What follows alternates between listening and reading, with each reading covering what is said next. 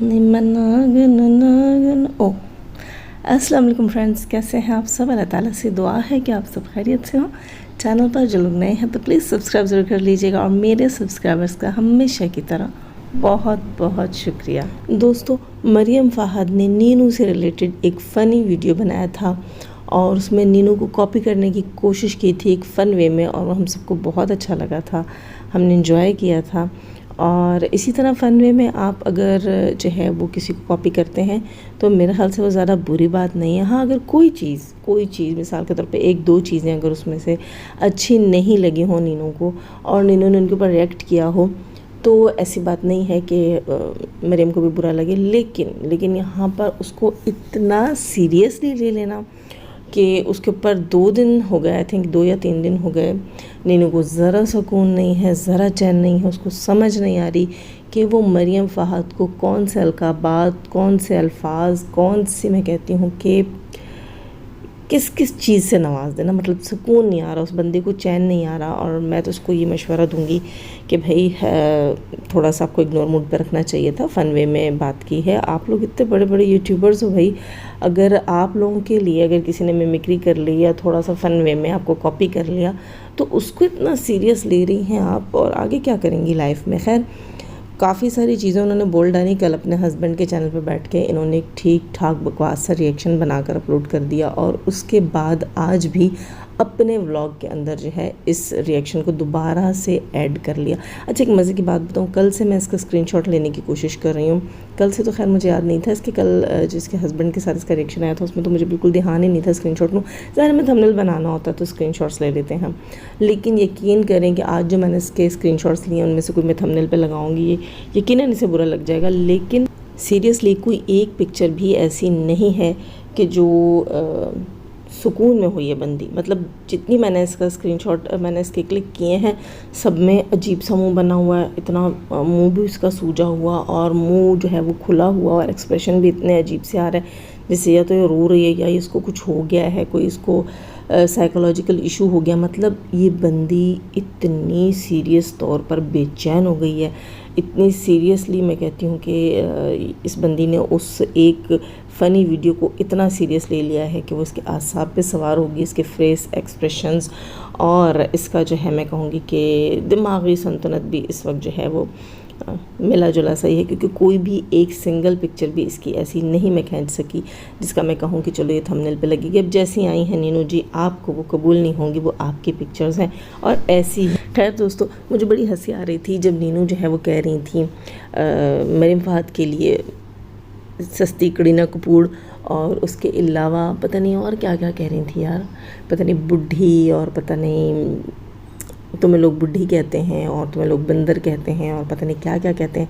हालांकि आप सब जानते हैं कि बंदर किसे कहते हैं, अच्छे से जानती होंगी नीनू भी। लेकिन यहाँ मुझे हंसी आ रही थी कि नीनू को लोग क्या कहते हैं। नीनू को इस चीज़ पे काफ़ी अर्सा तक एतराज़ था, वो लाइफ आकर रोती थी कि मेरा कैसा नाम रखा हुआ है, और उसके बाद उन्होंने आकर ये एक्सेप्ट कर लिया था कि हाँ ये मेरा नाम है और मुझे बड़ा अच्छा लगता है। और ख़ुद उन्होंने कहा कि मुझे इस नाम से पुकारा करें। दोस्तों, मुझे नहीं याद पड़ता कि मैंने सिंगल टाइम भी नीनू का वो नाम रखा हो जो कि लोगों ने रखा, अपने थंबनेल्स पे लगाया, पक्का एक टैग लग गया। मैं कहती हूँ आईडी कार्ड पे भी लिखवा लो शायद, तो अब बुरा नहीं लगेगा, क्योंकि नीनू ने खुद कहा कि इन्हें वो नाम बहुत ज़्यादा पसंद है और पिक्चर भी वायरल हुई हुई है जनाब। वो जो क्या कहते हैं उनको, इमोजीज़ में से वही वाली ग्रीन वाली, हाँ जी, नागिन वाली।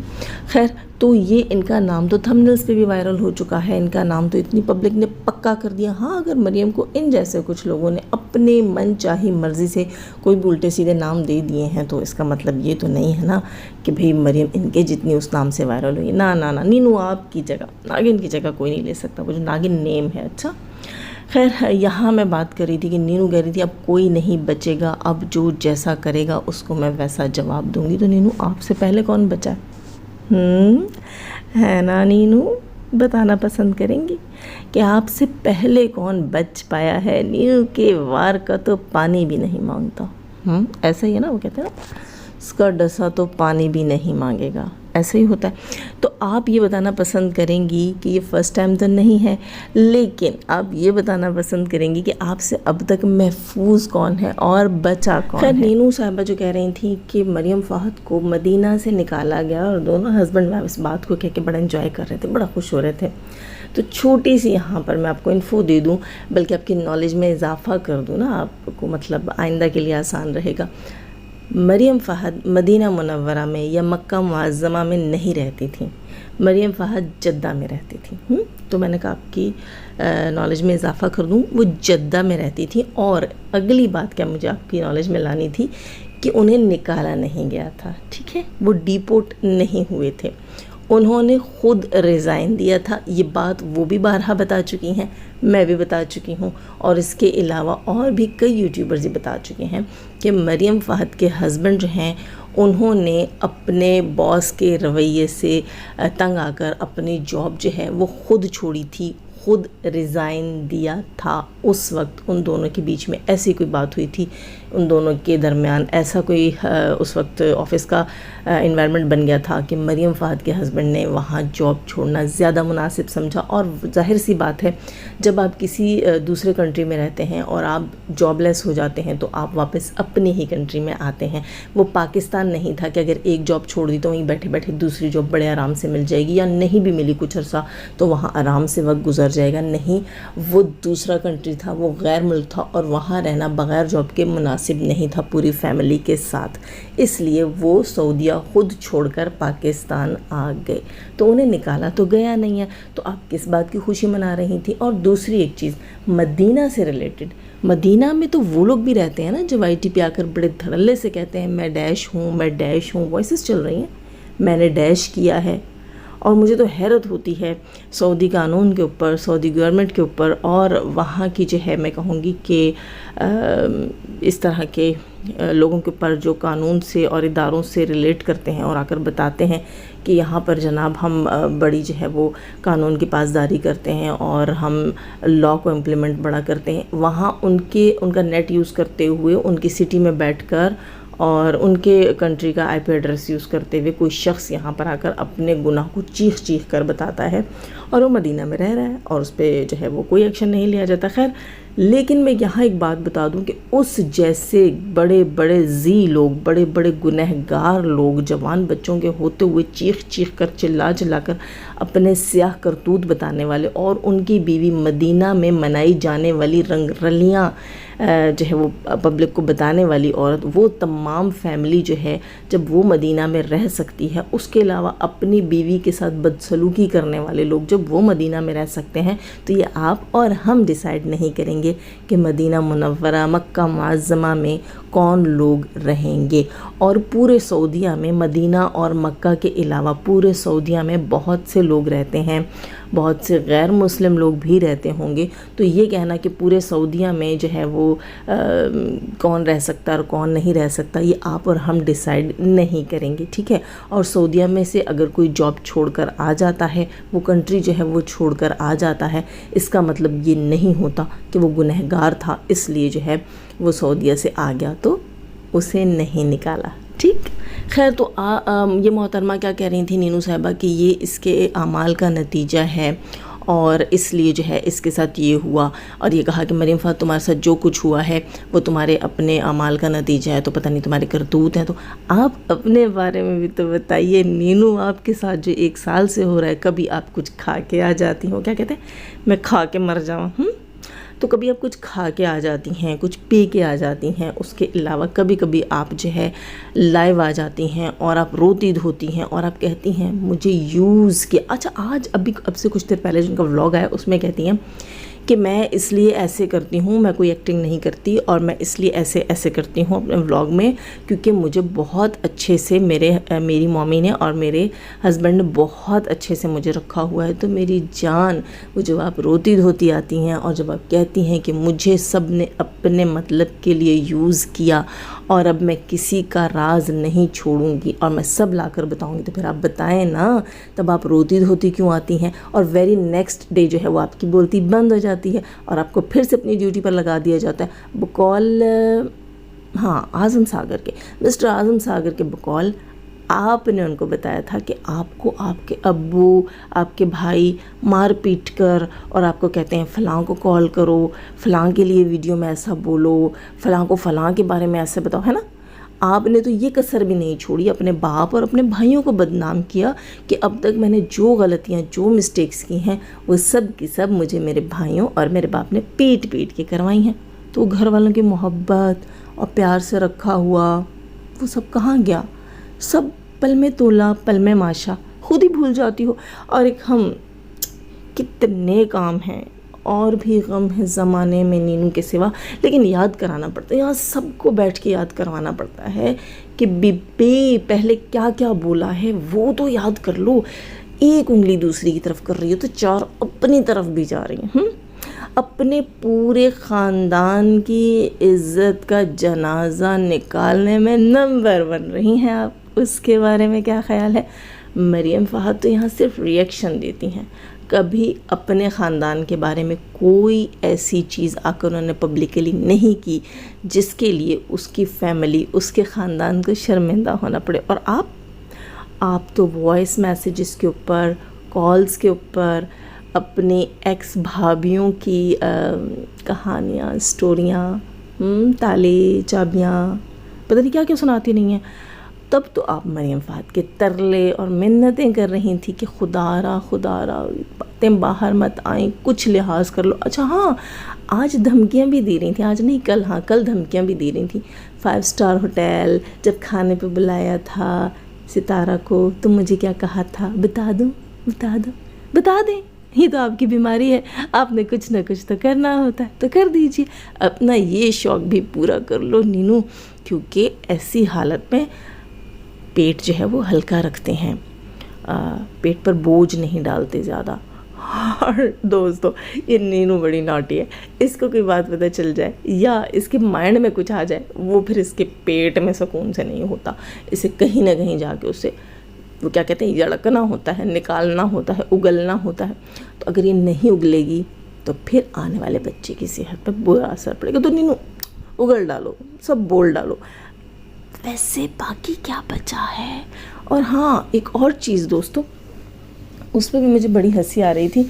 अपने आज के रिएक्शन के अंदर ये मोहतरमा जो हैं वो क्या कर रही थी, दुआ कर रही थी मरीम के बच्चों के लिए और ख़ान भाई के लिए।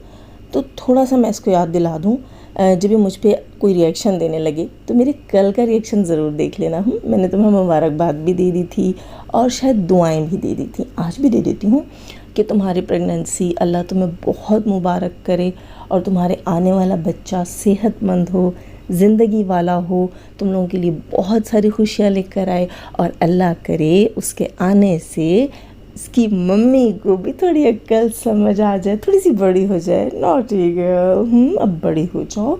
पूरे ख़ानदान का दिवालिया निकाल दिया है या इज़्ज़त का जनाजा निकाल दिया। खैर, तो बात हम कर रहे थे कि ख़ान भाई के लिए बड़ी स्पेशल दुआएं हो रही थी, है ना नीनू? खैरियत तो थी।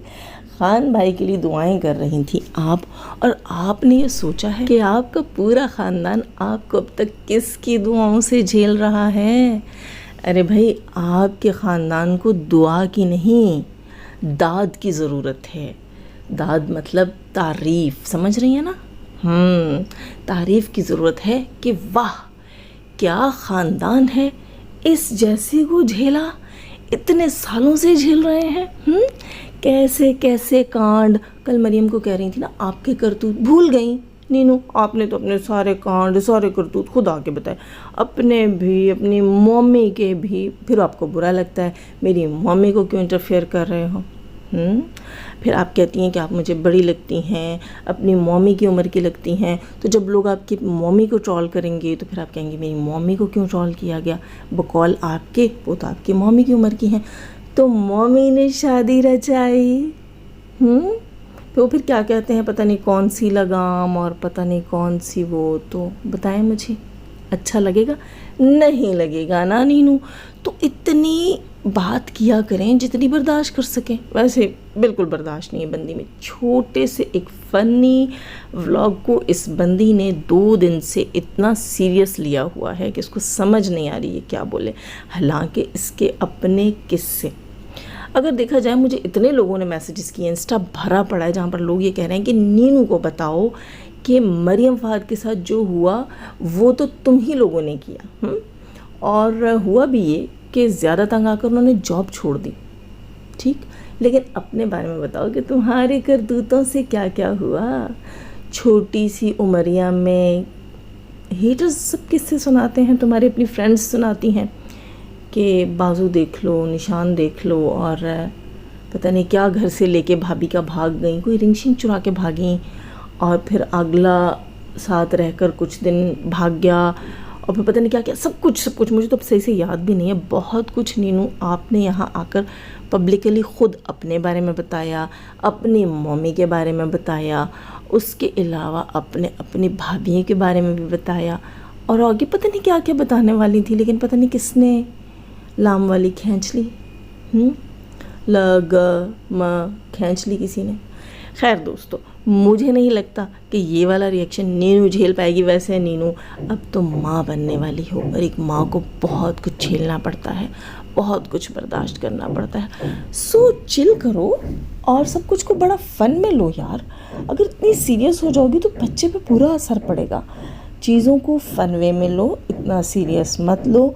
और मैं तो कहती हूँ अपनी व्लॉगिंग करो, ज़्यादा रिएक्शंस और इन चैनल्स को मत वॉच करो। वैसे ये पता लगता है लड़की बड़े गौर से देखती है मरियम को, डेली टाइम के साथ, रूटीन के साथ, पक्का हैबिचुअल हो गई लगता है मरियम है ही ऐसी यार। उसको जो बंदा देख ले, उसकी व्लॉगिंग को देख ले, हमारी प्यारी सी मरियम दिल में जगह कर लेती है, और फिर देखने का दिल करता है। सीरियसली मैंने भी वो फ़नी व्लॉग देखा था और अप्रिशिएट भी किया था। मेरे कमेंट्स भी शायद 2 या 3 कमेंट्स भी होंगे वहाँ पर, बहुत अप्रिशिएट किया था, मुझे अच्छा लगा था। दोस्तों हमारी नौशीन भी हैं, फ़न वे में कॉपी करती हैं लोगों को, और हमें बहुत अच्छा लगता है। सीरियसली मैं अप्रिशिएट करती हूँ। बल्कि मैंने तो नौशीन को कहा भी था मुझे कॉपी करो, बेचारी फंस गई, कहती है मैं कैसे कॉपी करूँ जाज़िब, क्या कॉपी करूँ, मुझे कुछ समझ नहीं आ रही। मैंने कहा मेरी वॉइस को कॉपी करें, कह रही है नहीं आपका एक्सेंट मुश्किल है, मेरे कंट्रोल में नहीं होगा। मैंने कहा नहीं कभी कोशिश करें। देखो उम्मीद है कि नौशीन जो है वो कभी जाज़िब को भी कॉपी करेंगी, पता नहीं कैसे करेंगी, बड़ा इंतज़ार है मुझे।